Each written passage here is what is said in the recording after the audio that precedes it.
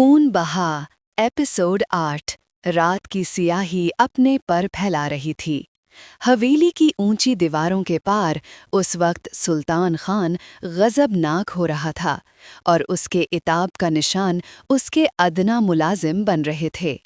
उसको समझ नहीं आ रही थी कि वो जरगाम अली खान के साथ कैसे निपटे। उसकी हर चाल उल्टी पड़ रही थी। वो गुस्से से बिफरा हुआ था। ब्लैक हुडी से मुंह छुपाए वो अपने फ्लैट से निकला और लिफ्ट से निकलकर सर झुकाकर वो उस बिल्डिंग की हुदूद से बाहर निकल आया। मेन रोड पर आकर उसने एक टैक्सी ली और उसे मतलूबा जगह का नाम बताकर चौकन्ना होकर बैठ गया। हॉस्पिटल से थोड़ा पहले वो टैक्सी से उतर आया और अब उसका कारखा हॉस्पिटल की जानिब था। वो कमरे में दाखिल हुआ तो कमरा खाली था। वो चलता हुआ बेड के करीब आया और झुककर ज़ेनिया की पेशानी पर बोसा देना चाहा, लेकिन उससे पहले ही किसी ने उसे बाजू से पकड़कर पीछे की तरफ खींचा। वो इस आफतादा के लिए तैयार नहीं था, इसलिए उसके साथ ही खींचता चला गया, लेकिन जल्द ही उसने खुद को संभाल लिया और पीछे मौजूद शख्सियत के हाथ को पकड़कर एक झटका देकर सामने किया तो ज़ैनब को देखकर हैरान रह गया। दूसरी तरफ वो भी उसे देखकर परेशान हो गई। सॉरी, मैंने सोचा न जाने कौन है और शायद उन्हें कोई नुकसान पहुंचाने वाला है। इसकी बात पर जरगाम ने इस बात में सर हिलाया और नरमी से उसका हाथ छोड़ दिया। वो वुज़ू करके वॉशरूम से निकली थी। उसके चेहरे पर पानी के कतरे मोतियों की तरह उसके चेहरे से फिसल फिसल कर नीचे गिर रहे थे और उसने हमेशा की तरह ब्लैक चादर लपेट रखी थी। इसकी नज़रें अपने चेहरे पर जमे देखकर वो कंफ्यूज सी हो गई और उसकी साइड से निकलकर एक साइड पे रखे बेंच पर जाकर बैठ गई, जबकि जरगम सर झटक कर बैरूनी दरवाजे की तरफ मुड़ गया। वो थोड़ी देर के बाद वापस लौटा तो उसके साथ 2 डॉक्टर्स भी थे।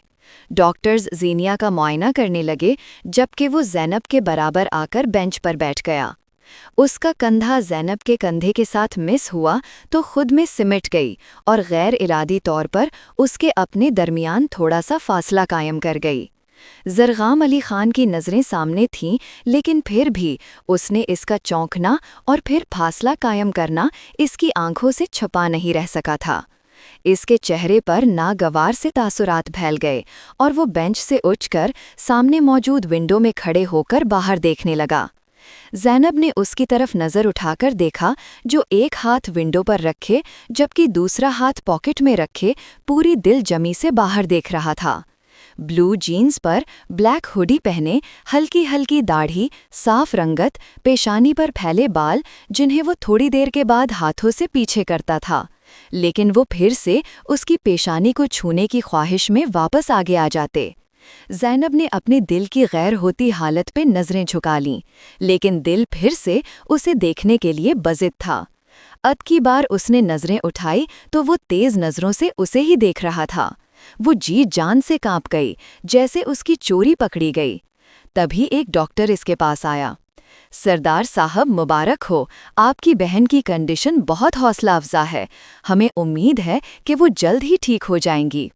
और डॉक्टर्स की बात सुनकर उसके चेहरे पर खुशी की एक लहर दौड़ गई। डॉक्टर्स के जाने के बाद वो ज़ेनिया के पास आया। आपिया, आपने सुना डॉक्टर्स क्या कह रहे हैं? आप ठीक हैं? बस आप जल्दी से उठ जाएं, फिर मैं आपको हवेली लेके चलूँगा। हम अपने घर चलेंगे, अम्मू जान के पास चलेंगे। ज़ेनिया सब सुन रही थी। वो इससे पूछना चाहती थी, सिर्फ अम्मू जान के पास क्यों? क्या बाबा जान मुझे कसूरवार समझते हैं? वो कमरे में मौजूद उस लड़की को भी देखना चाहती थी जिसका लम्स वो महसूस कर रही थी, इस खामोश कमरे में जिसकी सिसकियां गूंजती थीं। बेबसी से इसके आंसू निकल आए, जिन्हें हमेशा की तरह जरगाम अली खान ने पूरों भर चुन लिया। वो फिर से जाकर विंडो में खड़ा हो गया। मैं वापस गांव जा रहा हूँ, 1 हफ्ते के बाद वापस आऊँगा, फिर तुम्हें भी ले जाऊँगा। और वो सर झुकाए बैठी ज़ैनब पर एक गहरी नज़र डालकर बैरूनी दरवाजे की तरफ मुड़ गया और वो खामोश नज़रों से दरवाजे की तरफ देखने लगी जहाँ से वो बाहर गया था।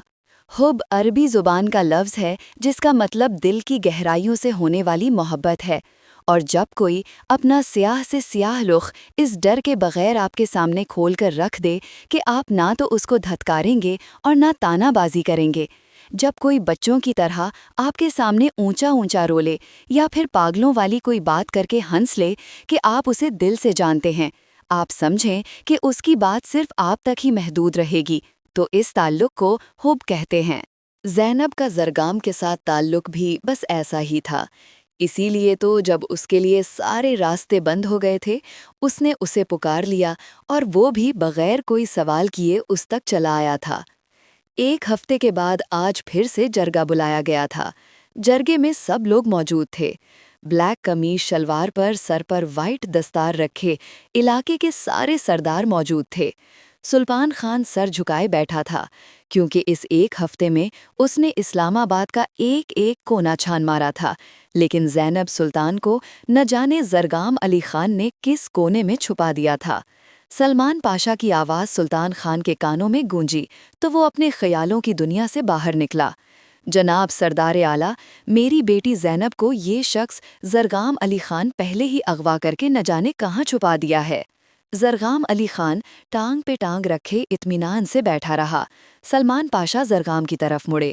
سردار زرگام علی خان، کیا سلطان خان نے آپ پر جو الزام عائد کیا ہے وہ درست ہے؟ زرگام علی خان نے اس بات میں سر ہلایا۔ وہ چیئر سے تھوڑا آگے ہو کر بیٹھا۔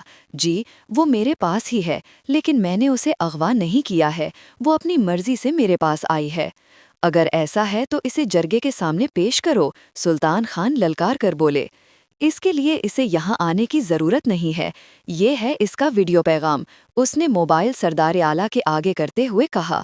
وہ بھی جرگے میں پیش ہو جائے گی، لیکن اس سے پہلے اس کی جان کی امان چاہیے۔ مجھے ڈر ہے کہ سلطان خان اس کی جان لینے کے در پہ ہیں، اور ہاں، انہوں نے اس کا زبردستی نکاح پہ نکاح کروانے کی کوشش بھی کی ہے۔ سلطان خان، تم اتنے گر گئے ہو؟ جی نہیں سردار علی، یہ لڑکا مجھ پر الزام لگا رہا ہے۔ لیکن صرف یہ لڑکا نہیں کہہ رہا، تمہاری بیٹی بھی یہ کہہ رہی ہے۔ سلطان خان کے کندھے ڈھل گئے، وہ کسی ہارے ہوئے جواری کی طرح اپنی جگہ پر بیٹھ گئے۔ سلطان خان، تمہیں وارننگ دی جا رہی ہے، اگر آگے سے کچھ ایسا ہوا تو آپ کو اس کی سزا ملے گی۔ زرگام علی خان اپنے کپڑے جھاڑتا ہوا اٹھ کر کھڑا ہو گیا اور چلتا ہوا سلطان خان کے سامنے آ کر کھڑا ہوا۔ سلطان خان، مجھے تمہاری بیٹی کی جان کی امان نہیں چاہیے تھی، وہ تو تمہارا خون ہے، اگر مرتی ہے تو مر جائے۔ میں تو تمہیں یہاں تک لایا ہوں کہ اب جرگے میں وہ شامل ہوگی تو میری بیوی کی حیثیت سے، اور جب تم میری بیوی کا خون کرو گے تو پھر خون بہا میں کیا اپنی جان دو گے یا پھر اپنی دوسری شادی شدہ بیٹی فائقہ سلطان؟ اور اس کی باتیں سن کر سلطان خان کے ماتھے پر پسینے کے ننھے قطرے نمودار ہوئے تھے۔ زرگام نے ٹشو اس کی طرف بڑھایا تھا اور بڑی شان سے اپنی گاڑی میں جا بیٹھا۔